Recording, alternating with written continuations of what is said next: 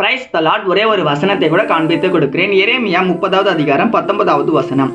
அவர்களை வர்த்திக்க பண்ணுவேன், அவர்கள் குறுகி போவதில்லை, அவர்களை மகிமைப்படுத்துவேன், அவர்கள் சிறுமைப்படுவதில்லை. இன்னைக்கு ஆண்டவர் நம்மளை பார்த்து சொல்றாருங்க, மகனே மகளே, நீங்க சிறுமப்பட்டு போக மாட்டீங்க, நான் உங்களை மகிமைப்படுத்துவேன்னு சொல்லி இன்னைக்கு ஆண்டவர் நம்மளை பார்த்தாங்க சொல்றாரு. சிறுமப்பட்டு போறது அப்படின்னா, அதாவது மகனே மகளே, நான் உங்களை தண்ணி தெளிச்சு விட்டுற மாட்டேன், நீங்க எனக்கு தேவையில்லை, நீங்க எனக்கு வேண்டான்னு சொல்லி ஏசப்பா நம்மளை வெறுக்க மாட்டாரமா. ஏசப்பா நம்மளை மகிமைப்படுத்துவேன்னு சொல்றாரு. மகிமைப்படுத்துறதுனா நமக்கான ஒரு அங்கீகாரத்தை, நமக்கான ஒரு வாழ்க்கையை, நமக்கான ஆசீர்வாதமான காரியத்தை ஆண்டவர் நம்ம லைஃப்ல நமக்கு தரப்போறாராமா. ஏசப்பா நமக்கு தரணும்னா நம்ம என்ன பண்ணணும்னு இன்னைக்கு ஆண்டவர் உங்களா பார்த்தாங்க சொல்றாரு. நீங்க ஏசப்பாக்கு பிரியமான ஒரு மகனாவும் மகளாவும் இந்த உலகத்துல நம்ம வாழணுங்க. எப்படி தெரியுமாங்க, எனக்கு கொஞ்ச நாளாவே நிறைய பிரச்சனை வருதுங்க, நிறைய லைஃப்ல நிறைய ப்ராப்ளம் வந்துனே இருக்கு.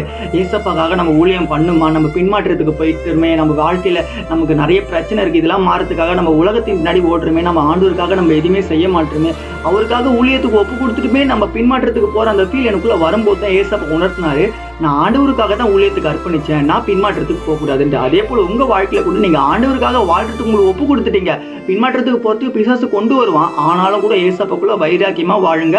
அவருடைய மகிமை நீங்க பாப்பீங்க, நானும் பாப்பேன்னு விசுவாசிக்கிறீங்க. நம்பிக்கையோட இருங்க. விசுவாசிக்கிறீங்கன்னா ஆமீன் போட்டுக்கோங்க. இதே போல வசனங்களுக்கு ஃபாலோ பண்ணிக்கோங்க. God bless you. ஆமீன்.